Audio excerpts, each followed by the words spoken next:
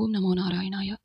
ఈరోజు తులసీదేవిని ఎందుకు పూజ చేస్తాం, తులసీదేవి జన్మకథ, తులసి చెట్టుకు ఎందుకు పూజ చేస్తాం తెలుసుకుందాం. తులసీదేవిని హిందూ సంప్రదాయంలో అత్యంత పవిత్రమైన దేవిగా భావిస్తారు. ఆమెను వృందాదేవి అని కూడా పిలుస్తారు. శ్రీ మహావిష్ణువుకు అత్యంత ప్రియమైన దేవిగా తులసికి ప్రత్యేక స్థానం ఉంది. తులసీదేవి జన్మకథ. పురాణాల ప్రకారం వృందాదేవి పరమ విష్ణు భక్తురాలు. ఆమెకు జలంధరుడు అనే అసురుడితో వివాహం అయి జరిగింది.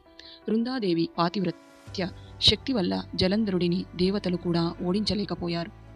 దేవతలు శ్రీ మహావిష్ణువును ప్రార్థించగా లోకాల రక్షణ కోసం విష్ణువు జలంధరుడి రూపంలో వృందాదేవి ముందు ప్రత్యక్షమయ్యాడని కథ చెబుతుంది. తన ఎదుట ఉన్నది నిజమైన భర్త కాదని తెలిసి తర్వాత వృందాదేవి తీవ్ర విచారానికి గురైంది. ఆమె విష్ణువుకు శాపం ఇచ్చింది.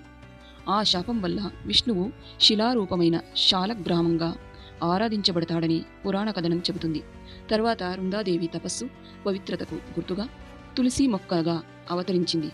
అప్పటి నుంచి విష్ణు పూజలో తులసి దళానికి అత్యున్నత స్థానం లభించింది. తులసి ఎందుకు విష్ణువుకు ప్రియమైనది? తులసి లేకుండా విష్ణు పూజ పూర్తి కాదని వైష్ణవ సంప్రదాయంలో భావిస్తారు. శాలగ్రామానికి తులసి దళాలు సమర్పించడం అత్యంత శుభప్రదంగా చెబుతారు. తులసి భక్తి పవిత్రత సమర్పణకు ప్రతీకగా భావించబడుతుంది. తులసి పూజ వల్ల కలిగే ఆధ్యాత్మిక ప్రాముఖ్యత తెలుసుకుందాం. సంప్రదాయ విశ్వాసం ప్రకారం ఇంట్లో సానుకూల వాతావరణం ఏర్పడుతుంది. మనస్సుకు ప్రశాంతత కలుగుతుంది. విష్ణు కటాక్షం లభిస్తుంది. కార్తీక మాసంలో తులసి చెట్టు పూజకు ప్రత్యేక విశిష్టత ఉంది. తులసి వివాహం అంటే ఏమిటి తెలుసుకుందాం. కార్తీక మాసంలో తులసి వివాహం నిర్వహిస్తారు.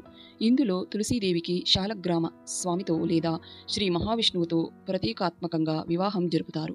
ఈ వేడుకతో శుభకార్యాల కాలం ప్రారంభమైనట్లు భావిస్తారు. తులసి అనేది కేవలం ఒక మొక్క మాత్రమే కాదు, భక్తి పవిత్రత త్యాగం విష్ణు భక్తికి సజీవ ప్రతీక. అందుకే ప్రతి వైష్ణవ ఇంటి ముందు తులసి కోటకు ప్రత్యేక స్థానం ఉంది. భక్తితో ఒక్క తులసి దళం సమర్పించినా శ్రీ మహావిష్ణువు సంతోషిస్తాడని పురాణాలు చెబుతున్నాయి. మీకు తులసి చెట్టుకి మీరు కూడా పూజ చేస్తే ఒక లైక్ చేయండి. ధన్యవాదాలు.